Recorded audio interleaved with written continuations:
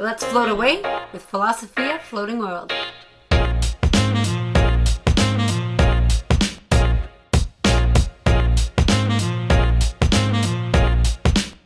Floating World is set in Japan during the Edo period, and theme actually ties into what you're trying to do in the game mechanically. Within this game, you're trying to, most likely, complete 4 victory point criterias. They all have different names. I will put them on the crawl, but essentially you're trying to complete a set of 4 different cards. You're trying to defeat a monster, build 3 shrines, and you're trying to complete 1 pagoda. You can also as well win the game by only completing 2 of those conditions if you find the other player's hidden location. At the start of the game, you're given 2 locations on the board. One is your decoy, one is your hidden location, and you can search in different spots to try to find that person. But it's harder, it's expensive, and I just don't think it's as much fun as just playing the regular game.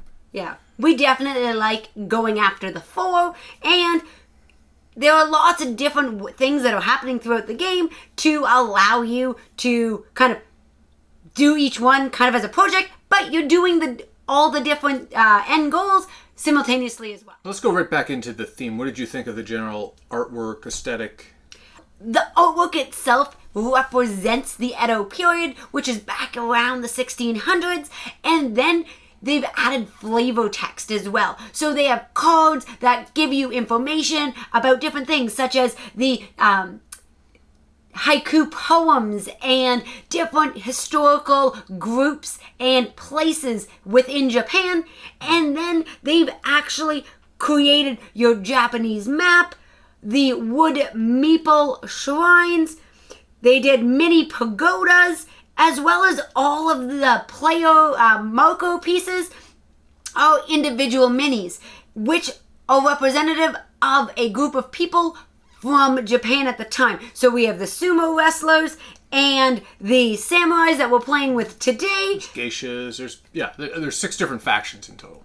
This game goes from 1 to 6 players, and each player has 2 different sides. So a starter side, which is your A side, and then you flip over to the B side, where each character has their own powers. Yeah, I think you're dovetailing right into replayability, which is great. So yeah, I think the variety that you get from the A and B sides is great. Each character himself, even if you're just playing on the regular A side, you start with 12 cards in your deck, and they're different. So the samurai was different than the sumo. And there's about 100 different action cards. There's a number of different shop cards. There's a number of different learning cards. So there's a lot of different variety just within the game itself. Yeah, and then the way that the game is played and how you get your cards adds a lot of variety, because you are drafting 6 random cards from your draw pile. Then you pass them to the other player. At this point, the other player gets to discard 1 that you do not have an opportunity to get, and then divides the pile into a pile of 3 cards and a pile of 2 cards. At that point, they are handed back to the player, and you get to choose either the pile of 3 or the pile of 2 cards to play that round. So even though you may have built your deck by buying cards that you specifically want, it's up to the other player to discard and divide them up to give you that opportunity. And there's ways around that, but you have to kind of build your deck out with that. There's cards that allow you to draw from your draw pile, so you can hopefully get the good cards that Lisa would invariably be discarding from you the whole time.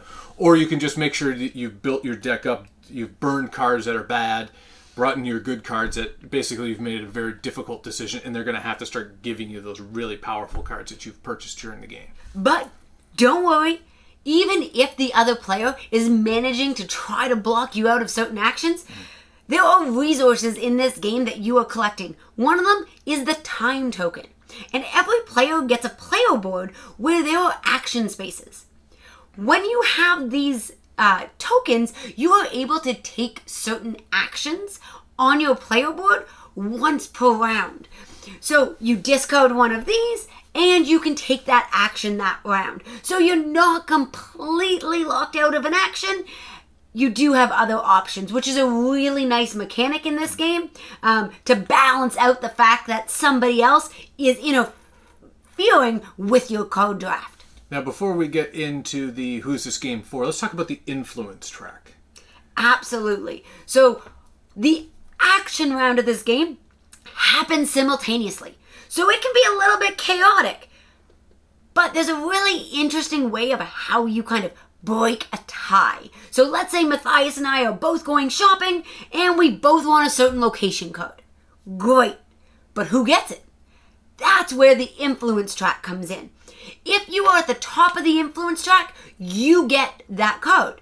But it sends you down to the bottom of the influence track and the other players move up. So yes, you get to, wield your influence on that code and win it, but next time the other players are going to be above you. Yeah, and you get the choice. So you can just say, you know what, I feel it's more valuable to be higher up on the influence track, take the card. So that's a nice thing as well. You're not like pigeonholed into actually taking that action. But yeah, the influence track is definitely something different that I've never played with anything like that before. Yeah, especially in the fact that it is simultaneous. Into who is this game for, I would say just based on that influence track, that thing could get a little bit combative, or at least maybe not so much combative, but harder to manage once you're getting up to the higher player count. This game goes to 1 to 6. So I would feel if you're up at 5 and 6, everybody's doing simultaneous actions, and then you're going to just kind of be, maybe I'm on my third action of the turn, but I was doing a shop action, and then maybe 2 other people at the table won. I'm going to have to stop and kind of manage that. So that might be a little much depending on what your group size is. I would say that this is a gamer's game.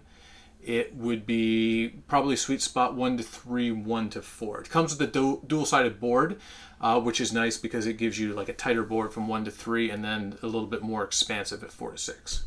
Absolutely. And then the other thing, there's just a number of things to manage. So if you're a person who wants to be able to sip on their glass of wine and chit chat during the game, this game might have a few too many moving elements to it because you do need to pay attention during that simultaneous action phase to the other players. Yeah, I think we were talking before. The game is medium heavy to heavy, but it's heavy just kind of in managing what you're trying to accomplish during the game.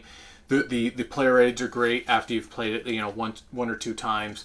You should be able to know what all the different iconography means. On top of that, I would think this is a game you probably do want to play somewhat regularly, and newer people are probably going to have a harder time wrapping their head around the influence track and other things until halfway through the first game.